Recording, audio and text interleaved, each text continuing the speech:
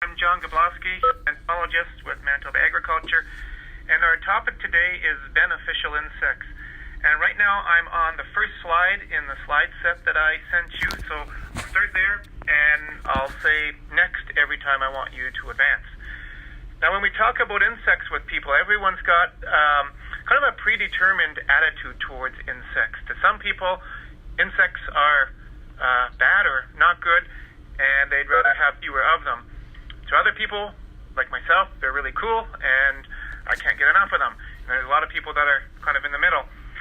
What's important as a farmer is that you have a healthy respect for the fact that insects are helping to improve your yields and increase the productivity of your farm, but you've also got some insects that will be potentially damaging your crops, maybe harming your livestock, and doing harm on your farm.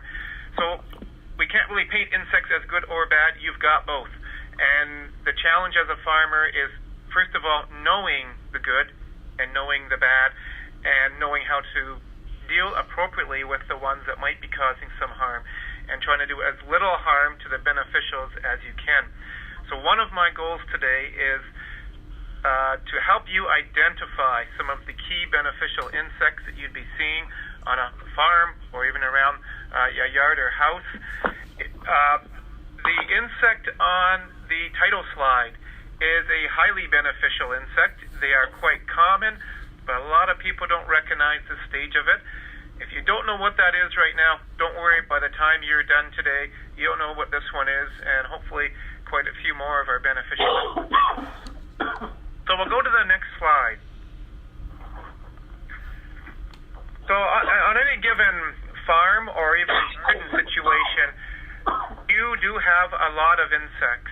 And again, that's not a bad thing necessarily, as long as the balance is working in your favor. So there's going to be insects pollinating crops. If you're growing vegetable crops, fruit crops, even some of our field crops, you need these pollinators. Even for field crop growers like canola growers, you can grow a decent canola crop without pollinators, but when you have the pollinators, you get a 10 to 15% yield increase. So some crops don't rely on them 100%, but you still get that pollinator boost, so they're economical to have around. And those are things like bees, hoverflies, even some moths are decent pollinators. There's insects that eat other insects. I'll spend a lot of time talking about those today. And there's also some that eat weeds and weed seeds, so don't want to forget those. There's insects that decompose stubble, animal dung, help improve the soil. So there's insects that can contribute in a lot of ways to having a healthy garden or farm situation. However, we do have some, again, as I mentioned, that do feed on our crops and livestock. The good thing is we also have a lot of insects that like to feed on those insects. And again, if you get the balance right, sometimes they can contain those pest insects below what we would call economic levels. So we'll go to the next slide. I've got a couple quotes here from a review article written by Kevin McCann of McGill University. And Kevin's basically reiterating a few ecological principles here. Diversity can be expected, on average, to give rise to ecosystem stability. That's an important concept.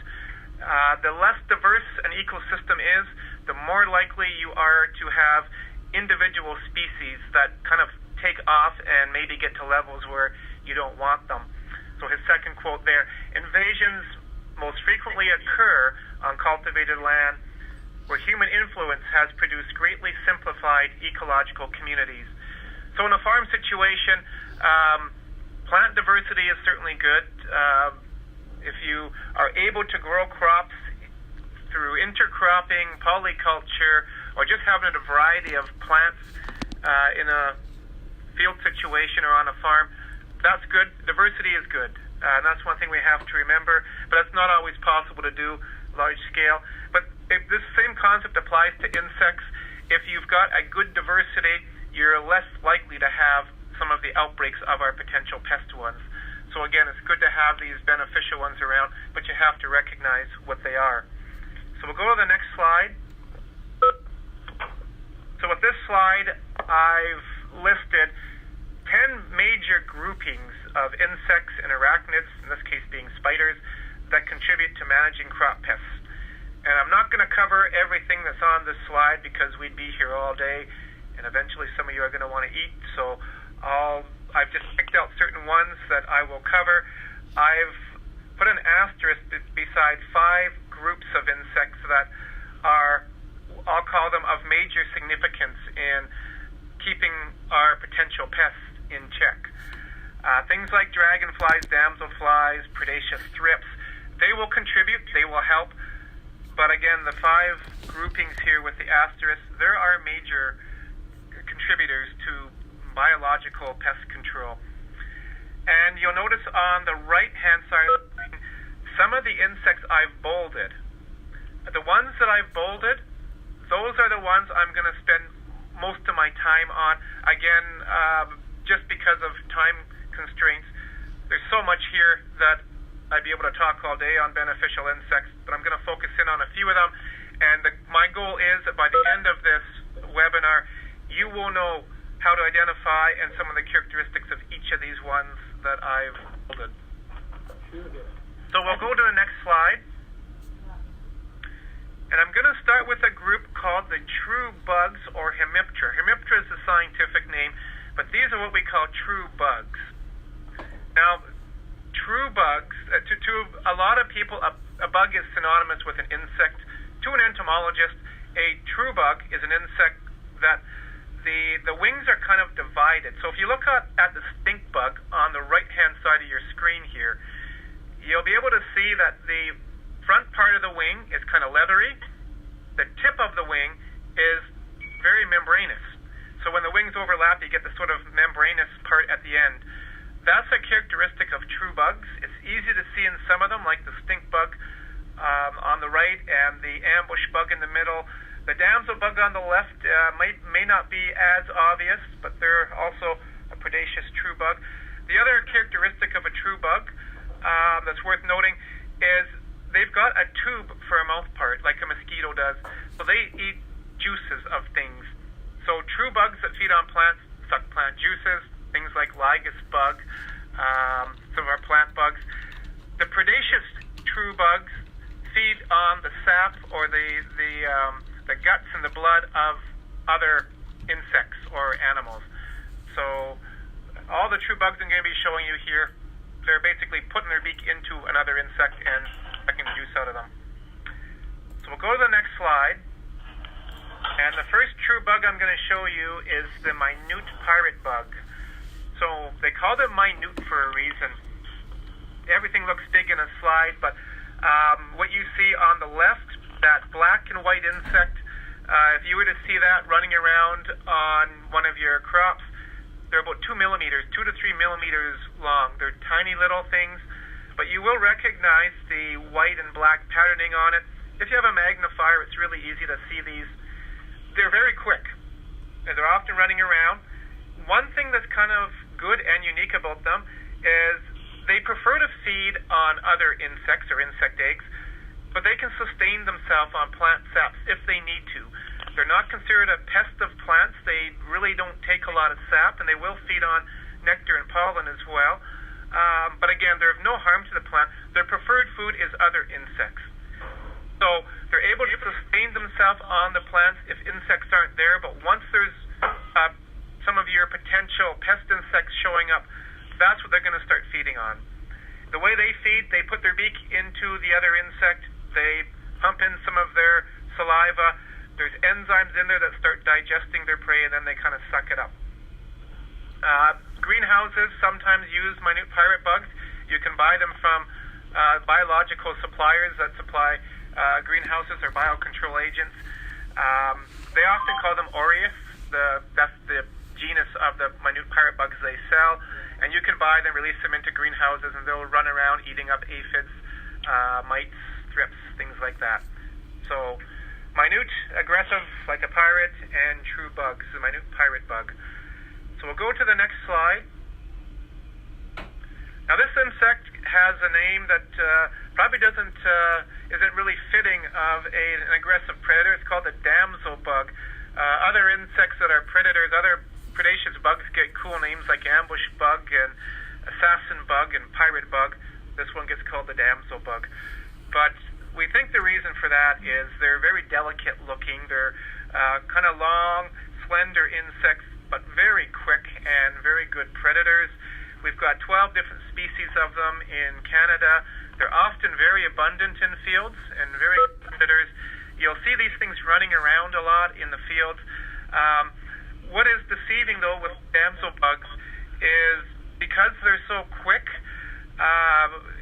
they're running around and you don't see them as much as some other insects that might be a bit more stationary on a plant. Even lady beetles and things like that, when they're on a plant, you see them, they're bright, they stand out, they spend more time sitting there. Damsel bugs are running around a lot, they blend in well, so they can be underestimated in their ability to feed on some of our pest insects. The way they feed is kind of the way a rattlesnake feeds on a mouse. If a rattlesnake is going to attack a mouse, it bites it, it injects some venom, it lets the mouse die, then it ingests it. And it's pretty much the same technique here. The damsel bug will poke its beak into, say, this diamondback moth they're feeding on. They poke their beak into the diamondback moth larva, they inject some venom, and then they will eventually suck the juice out of it. Sometimes, though, what they will do is they put their beak into and put their venom into several pieces of prey, maybe eat a couple of them and then move on.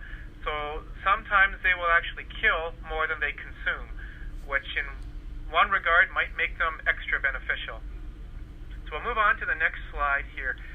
So I've got some data here on damsel bugs and what they consume.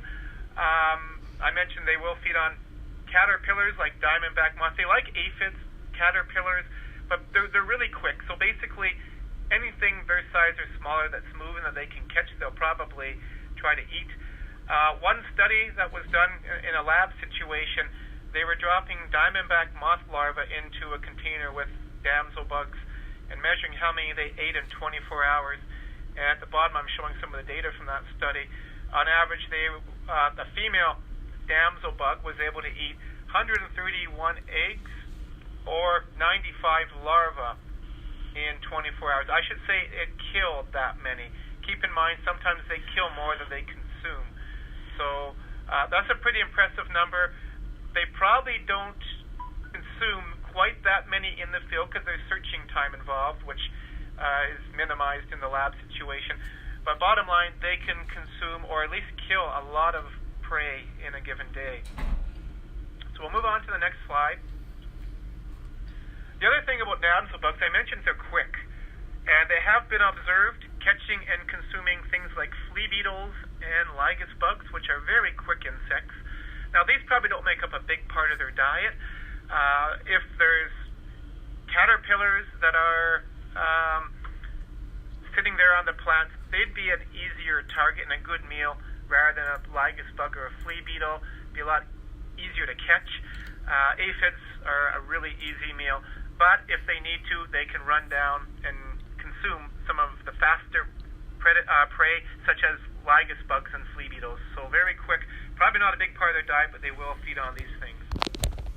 So we'll move to the next slide. The next slide is stink bugs. Now, stink bugs are shield-shaped in general. So you can see both of them on my screen here have kind of a shield shape to their body. Now, what's tricky with stink bugs is there's plant-feeding stink bugs and there's predaceous stink bugs. And they can be somewhat hard to tell apart. Generally, the plant-feeding ones aren't really crop pests, maybe with the exception if you're growing, say, tomatoes commercially. There are some plant-feeding ones that will feed on the fruits and leave spots in them. But it's not a common thing that we get economic damage from them. The predaceous ones I'm showing here, on the left-hand side of your screen, this is called the spined soldier bug. So it's a type of stink bug that's a predator, and you can see at the side of its body where the top of that shield, you can see what looks like a couple spines that stick out.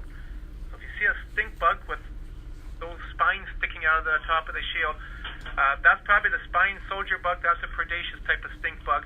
And so that's going to look for things like caterpillars, again, maybe aphids, beetles, beetle larvae, things like that it'll feed on. And the other one on the right-hand side of your screen, the two-spotted stink bug, that's been noted to feed on things like potato beetle larvae, caterpillars, things like that. So again, good predators and good to be able to recognize them in your field. So we'll go to the next slide. So the next group we're going to look at is the lacewings. And these are pretty common insects, and they do a lot of good for us. And they're, at least the green lacewing is probably highly recognizable. So I'm showing you two different types here. One is the brown lacewing on the left-hand side of your screen. We see more brown lacewings in forested habitats, areas that have a lot of trees. You'll find them. I do get them in my backyard in town in Carman here. They're in there. They're in my garden feeding on aphids and caterpillars and things. But more commonly, we see the green lacewing, the one on the right-hand side of your screen. They will come to lights at night. You'll see them coming to lights. And years when there's a lot of them, I've actually had farmers calling me up, asking me what these green things were, because they were all over their field, and they were worried that they were doing some kind of damage. And the reality is, if you've got lots of these, you probably also have lots of either aphids or small caterpillars or something that they're feeding on. So they're the good guys. It's the other things that you need to be scouting for. Good to know both of them, but also look for what else it's feeding on. So we'll go to the next slide. So I'm going to focus on green lacewings here. So we've got 25 species of green lacewings in Canada. And as I mentioned, they eat a lot of things: aphids, insect eggs, caterpillars, beetle larvae.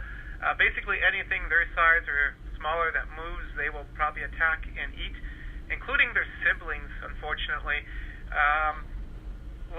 Green lacewing eggs are laid on big, long stalks. If you're in a crop situation and you see eggs on a big stalk, that's probably a lacewing egg.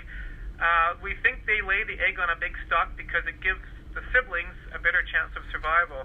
Their brothers and sisters won't be eating them. So what they do when they find something to feed on is they inject a digestive secretion into their prey, and again it starts digesting the prey, and then they're kind of taking up that juice.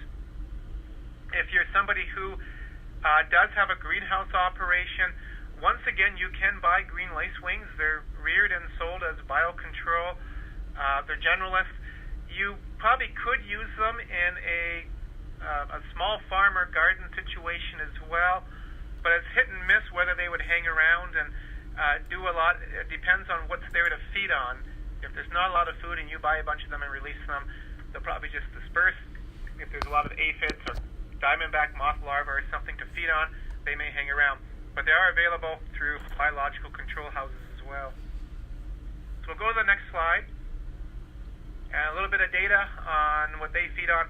And once again, I've mentioned diamondback moth already. This is a diamondback moth. It's a caterpillar that likes to feed on things like cabbage, broccoli, Brussels sprouts, any cruciferous plant. Canola growers sometimes have problems with them too. And green lacewings, they do like to feed on them and can eat a lot of them. But just like the damsel bugs, green lacewing larvae are really quick, and they have been noted catching things like flea beetles. Again, a very quick insect. So if they need to, they can chase down some of that quicker prey. But if there's a cluster of caterpillars feeding on, say, your cabbage plants or an aphid colony, they'll sometimes park themselves there and just feed in those areas for a while. So we'll move to the next slide. And we're going to start talking about some of the beneficial beetles. This is a huge group, beetles. They're the most diverse group of anything on the planet. Lots of different types of them. On the left-hand side of your screen, you may not recognize this as a beetle. This is the larva of a lady beetle or ladybug. And this particular species is the multicolored Asian lady beetle. So if any of you have big clusters of lady beetles overwintering in your house or garage this winter, which a lot of people here do, that's the Asian lady beetles. This is their larval stage on the left-hand side of the screen. Right now they're all adults overwintering, if they are in your house or garage, they're going to want out in the springtime. They'll find their way out, and they'll start eating aphids and caterpillars and things. I'll show you them in a bit more detail later. We'll move to the next slide. And the first beetle I'm going to cover are ground beetles. And this is a really big group of beetles. In Manitoba, where I'm residing, we've got roughly 350 species of ground beetles. And in Canada, there's over 900 species. So wow. And they're very diverse. And I've put a couple different species on my slides here. You're going to notice that there's some that are brown, there's some that are black, there's some that are metallic green. They come in different colors.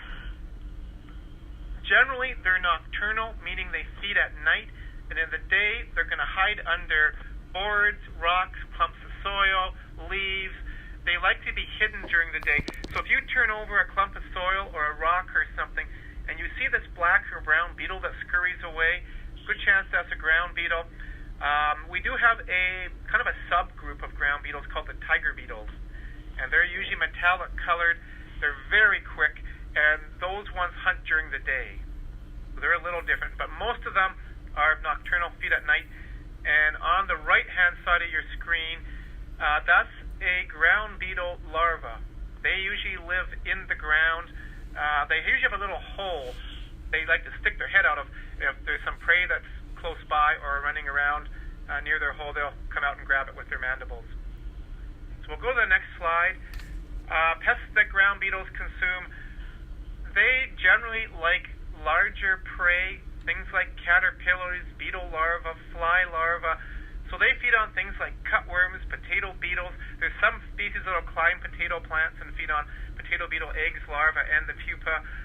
Root maggots, some ground beetles will actually be crawling around within the soil looking for things like root maggots to feed on. Some will climb onto plants looking for things like diamondback moths.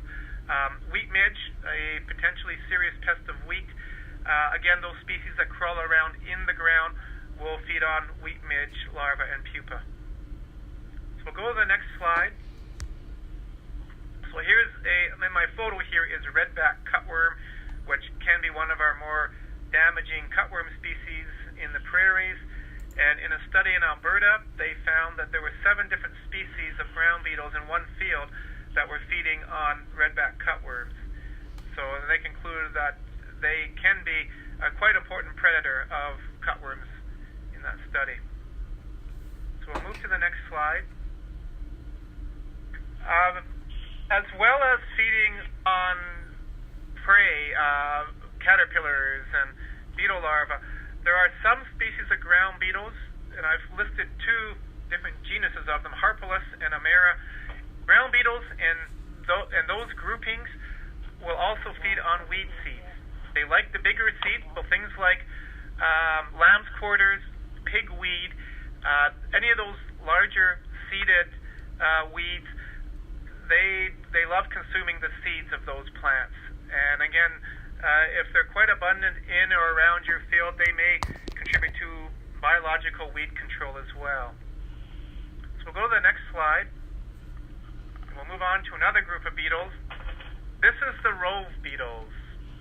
So they are quite abundant. In fact, they're very abundant, and there's lots of different types of them, but we often don't see them, and I'll explain why in a minute. So in Manitoba, we've got over 270 species of these Rove beetles, and in Canada, there's over 1,100 species. So very diverse. A lot of species live in the ground. They're small, and they're quick. So they're not as noticed as much as some of our other predators. So they can be underrated in what they do. Now, one thing that makes a Rove beetle, if you look at the picture on your left, you can see the little round head at the top, and then you can see the thorax in behind, and then you can see what look like a couple lighter brown pads. Those are the wings.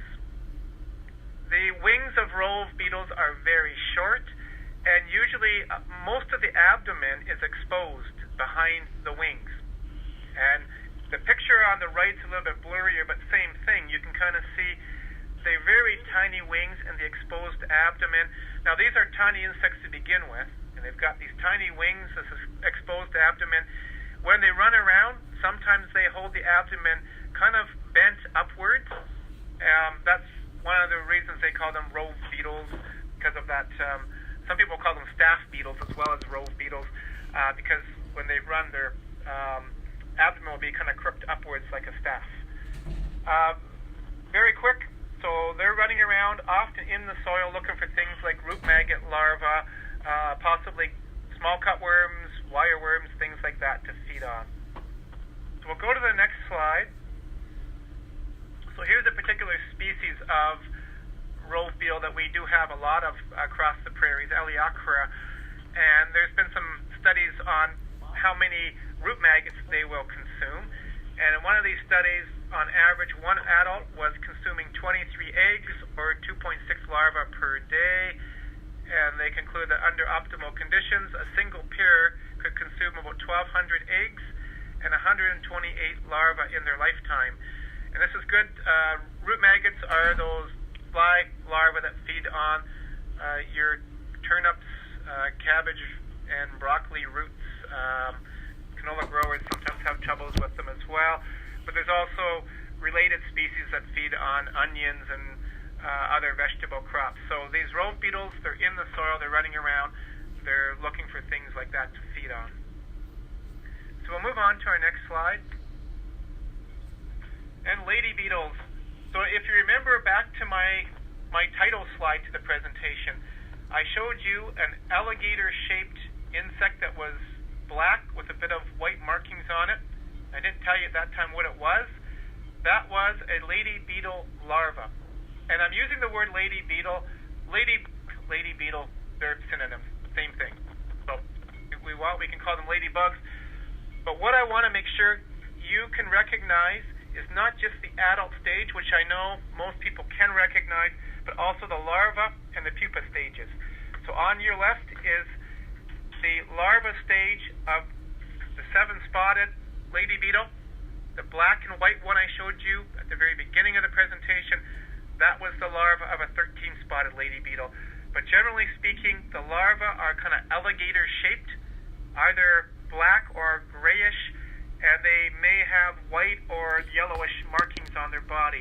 But they'll have that kind of miniature alligator shape to them. That's lady beetle larvae. Very good predators. The middle picture is a pupa stage of a lady beetle. And last year we had lots of lady beetles because we had lots of aphids. And I was actually getting calls from growers trying to describe what they were calling potato beetle larvae on their plants. And sometimes they were telling me they had potato beetles in their soybeans. And one farm I visited, they were telling me they had these potato beetles on their dill. And we went and had a look at it. It was lady beetle larvae. Now, they kind of have that potato beetle color, the orange and black, but you'll notice they don't move. They're kind of stationary. They've kind of glued themselves to the leaf. If you poke at them, they will twitch a bit, but they really can't move. And in a few days, they will become the adult lady beetle, which, again, I know everybody can identify.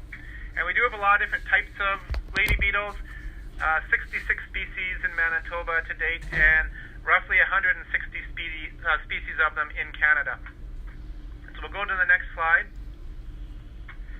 Now, lady beetles do have really big appetites, and the study I'm showing you here was done at the University of Guelph. They were trying to develop what they call a dynamic action threshold for soybean growers, where they'd actually be counting the lady beetles as well as the aphids to make a decision on where they needed to treat their crop. So good research. What they found was that 7-spotted lady beetles, the females ate on average 115 soybean aphids in 24 hours. The males ate 78, and the older larval stages ate about 105 aphids in 24 hours on average. The Asian lady beetle that I showed you at the beginning of the beetle section, the black one with the orange tufts, the females of those ate about 95 aphids in 24 hours, males 54, and the older larvae about 112. Now, it's quite common for the female lady beetles to out-eat the males.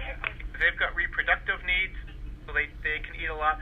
But the bottom line here is don't underestimate what these lady beetles can eat. They can consume a lot of aphids in a day. Aphids are slow. They kind of sit there most of the day, and they're really easy prey for lady beetles to consume. And not just the adults, but those larval stages too can eat a lot of aphids. So again, make sure you can recognize those. They're quite beneficial insects. So move on to the next slide.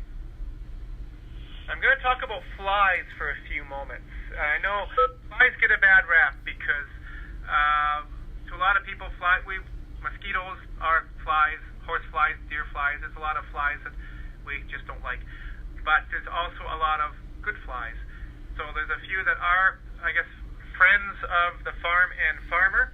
I'm going to show you a few here. On your screen in front of you, on the left is a robber fly. It had caught in this case, I think it had caught a wasp or something that was feeding on, but I've seen them catch grasshoppers and things too. They'll sometimes take bigger prey. That metallic wedge-shaped thing in the middle of the screen, that's a long-legged fly. They will eat small things like thrips, aphids, mites, things like that. And on the right is a stiletto fly, and I'll tell you a bit more about those in a few moments. So we'll go to the next slide. The first group of flies that I'm going to cover are hover flies. And this is a very important group to recognize because they've got multiple benefits to them. Now, first of all, there's a lot of different types of hover flies. We've got about 500 different types in Canada, and they're really good bee and wasp mimics. So on the left and in the middle, those two species, they mimic wasps quite nicely. The hover fly on the right in the screen, that's a really good bee mimic. One way you can tell them from a bee or a wasp, if you watch them when they're flying to the flowers, bees and wasps will usually fly directly to and land on the flower.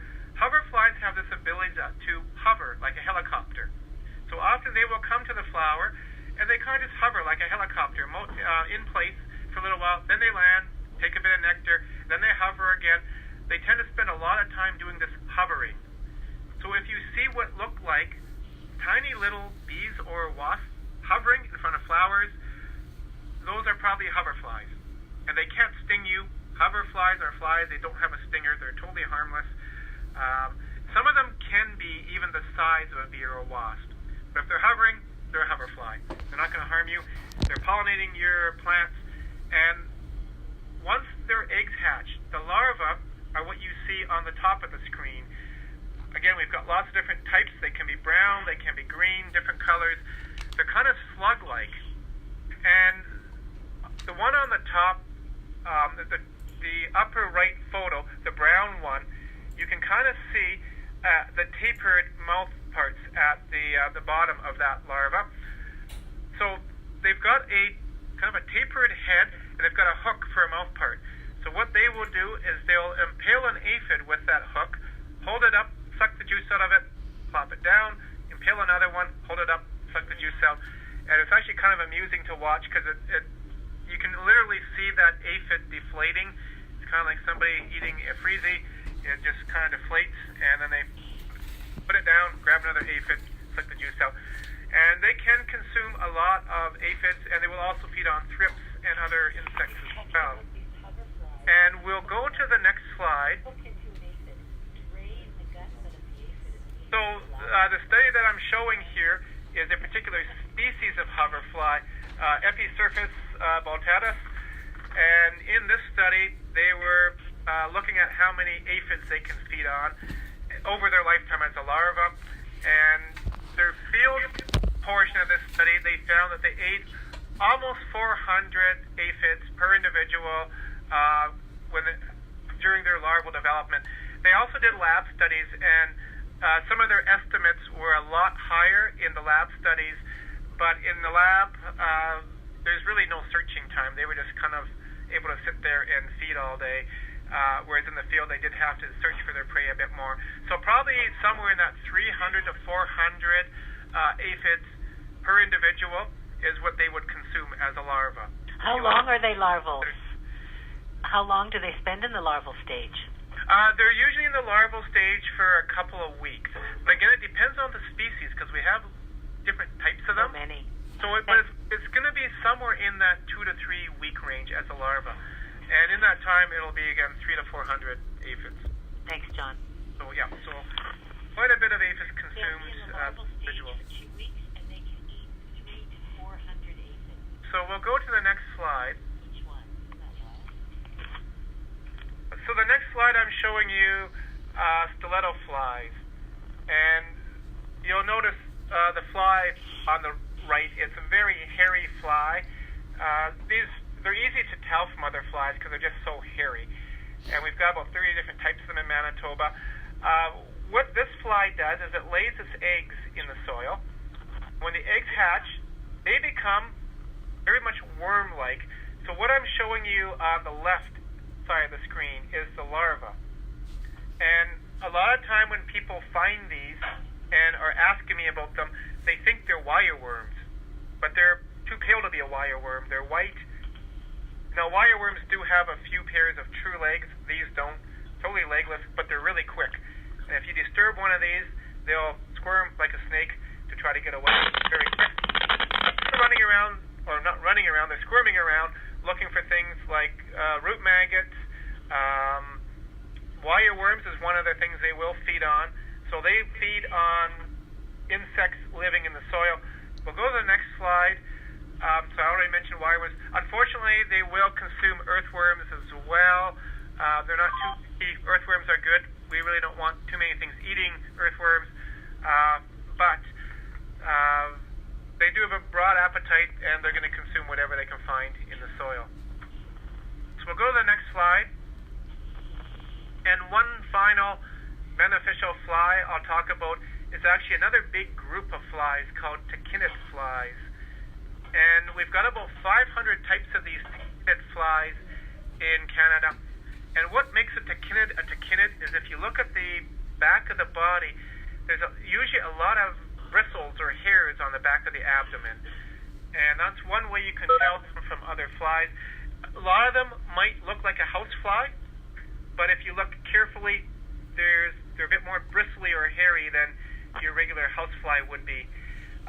The one that I'm mentioning here, Athrysia cinerea, that one feeds on a caterpillar called Bertha armyworm, one of our potential crop pests.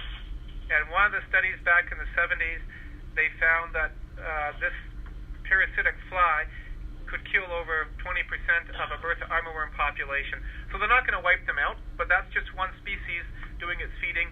If you get this species combined with, say, a parasitic wasp or something, sometimes they can keep populations below economic levels.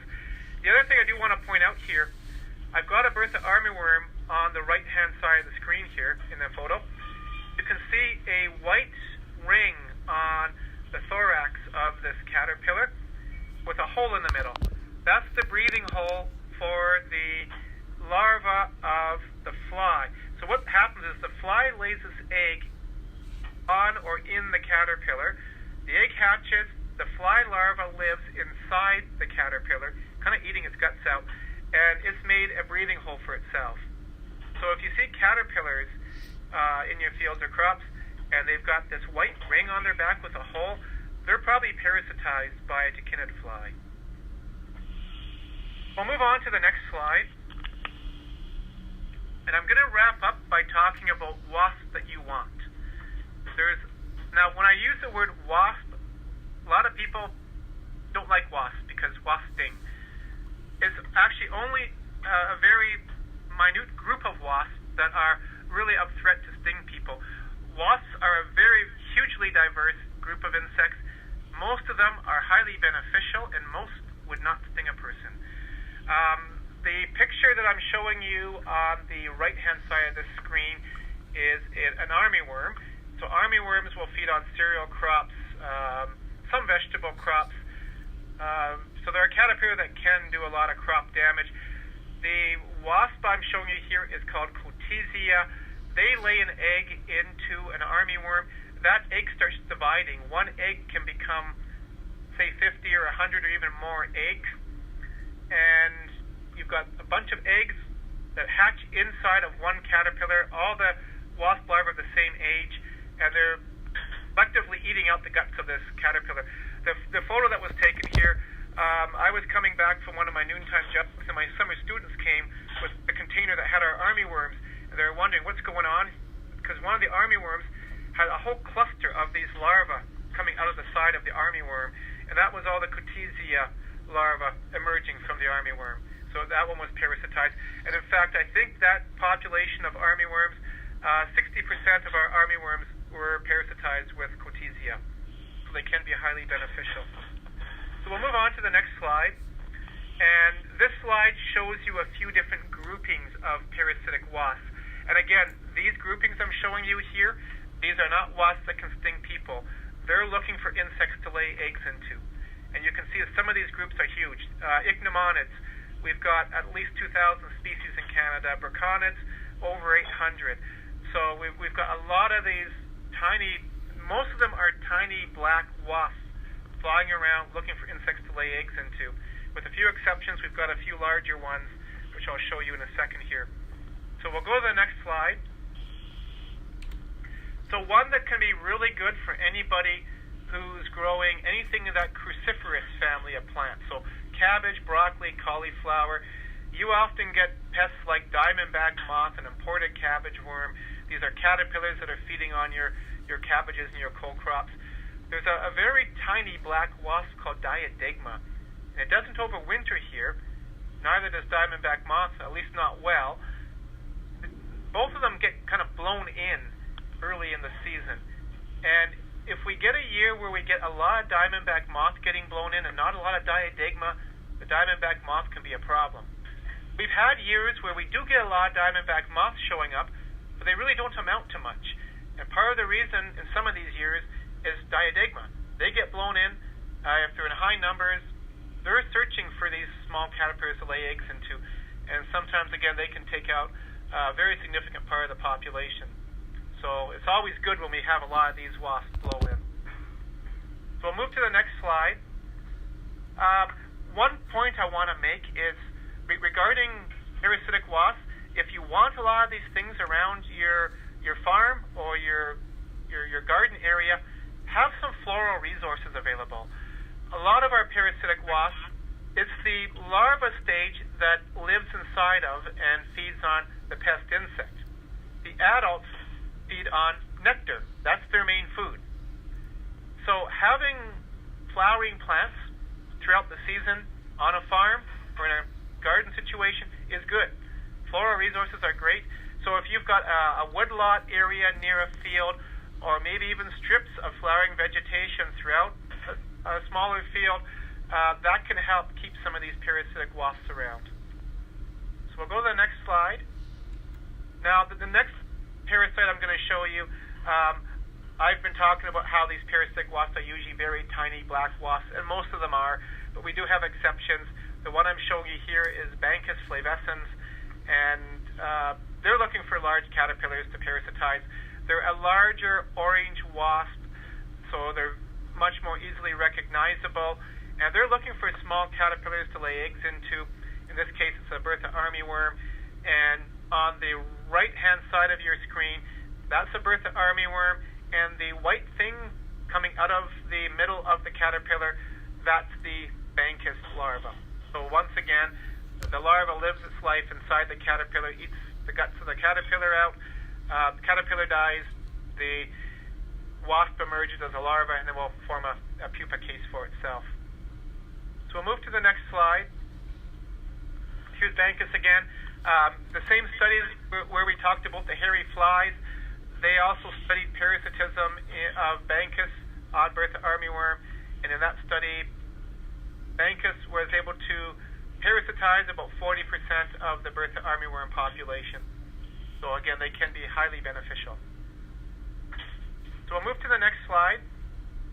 And Coccinellidae. This is the one I talked about at the beginning, where it can lay its eggs into a caterpillar, and the egg starts dividing, and you can get sometimes 50, 100 or more larvae of the wasp coming out of one caterpillar, which is what happened here.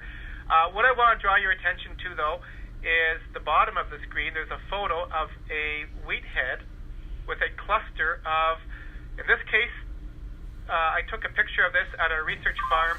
We had a bunch of agronomists that we were training. They were calling them insect eggs. They're not eggs. Those are the pupa cases of this parasitic wasp. What happens is, with Cotesia, when a caterpillar is parasitized, there's sort of a behavioral change that occurs. And the caterpillar climbs to the top of the plant canopy, and that's where they die. And so when you get this cluster of, say, 50 or so of the Cotesia larvae that emerge from the caterpillar, they form a cluster of these pupa cases quite high in the plant canopy. And 2 or 3 years ago, we had a lot of armyworms. There was actually an armyworm outbreak happening. They were highly parasitized. So the second generation of the armyworms just did not amount to much, which was good. Gave the farmers a lot of money. We were seeing a lot of these pupa cases high in the canopies. I was getting calls quite regularly from farmers and agronomists asking me what these insect, quote, eggs were. And again, it was good explaining to them that these are actually parasitic wasp pupa cases, and that's good. That's going to mean that we have fewer armyworms next time around. So we'll go to the next slide. So one final group of parasitic wasps I want you to become familiar with is something called, they're Braconids. We call them Aphidinae. And I guess the easiest way to remember them is what we call Aphid Mummies. So what an Aphid mummy is, if you look on the left-hand side of the screen, these look like aphids that are bloated, bronzy, and have a hole in the back of them. What's happened here, on the right-hand side of your screen, here's a wasp. This is Aphidius, this wasp. Is twisted its abdomen around, is laying an egg into an aphid. The Aphidius larva will live inside that aphid. The aphid becomes the wasp larva's home. Eventually that aphid dies, and the cuticle, the outer skeleton of that aphid, gets really kind of bloated, hardened, becomes a really nice home for that larva. Eventually, the wasp larva will poke a hole in the back of the aphid home and escape, and what's left behind are these kind of bronzy aphid-like structures with holes in them. So those are called aphid mummies, and if you start seeing a lot of aphid mummies in a crop, it means you've got a healthy Aphidius population working. Last year we had a soybean aphid problem in Manitoba. One of the things that we were noting in some of the soybean fields was Aphidius, these aphid mummies, and there's actually a cell phone app that soybean growers and agronomists can use to determine, is it economical to treat a field? And what they have to do with the app is they have to enter in not only their soybean aphid numbers, but lady beetle numbers, lacewing numbers, aphid mummies, pirate bugs, and the app will tell them whether it's likely to be economical to treat the crop or not. And the good thing is, without that app, you'd have more people spraying their fields.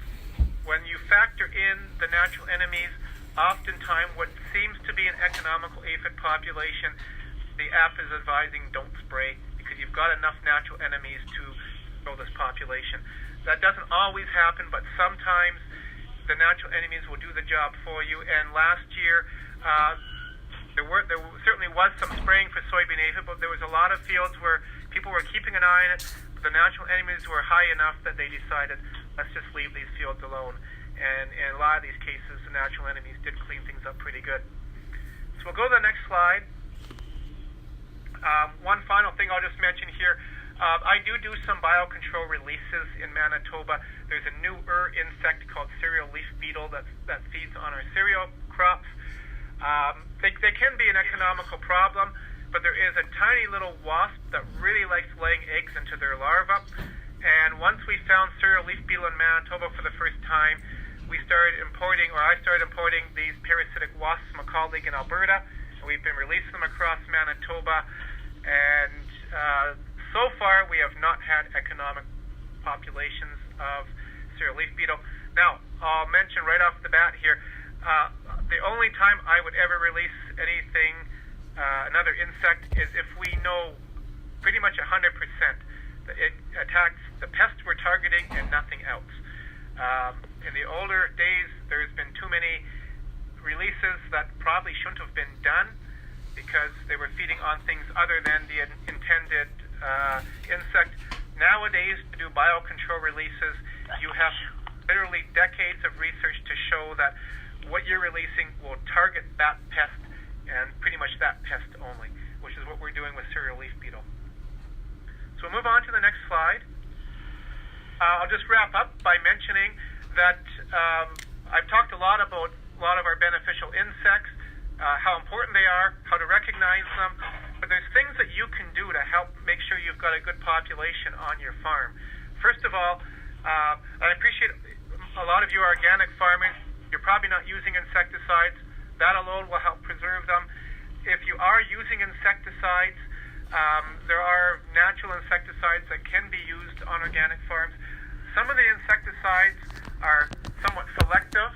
They will target a particular group of pests like aphids and nothing else. Others are more broad spectrum. If you're spraying with a broad spectrum insecticide, make sure you're only doing it when you've got damaging levels of a pest. And if you can, use one of these more selective products. Insecticidal soaps kill aphids, not a lot of other things. And there's things like dipel that kills caterpillars, not a lot of other things. So if you had a caterpillar problem and you spray dipel, which is an organic product, you kill the caterpillars, you won't be killing any of the beneficial insects that might be feeding on them. Sometimes you only need to be treating patches of a field, not a whole field. So if the pest is only a problem, say, in a portion of a field, by only treating that portion, you're preserving the natural controls working in the other part of that field, which may spread over to your treated area eventually. And we really do stress to people, rotate your crops. If you grow anything in an area long enough, too many years in a row, you're building up populations of some insects. So rotate your crops. And I mentioned earlier, anytime you can have a little bit of habitat that encourages, especially if you have flowering plants occurring throughout the season in your fields or outside your fields, that will help build up and maintain a good population of beneficial insects. We'll go to the last slide here, protecting pollinators. So once again, if you by chance happen to be spraying a crop, I mentioned earlier that pollinators, we know that they increase vegetable yields, fruit yields, but even a lot of our field crops, sometimes they're underappreciated for their impact on crops like canola, sunflowers. They can improve the yield of a lot of crops. We need to protect them. So if by chance you are spraying, honeybees will forage during the day for their nectar. They go back to the hive at night. So we encourage people, spray only if needed. Spray in the evening if at all possible. Warn local beekeepers. And again, use less toxic products if you possibly can.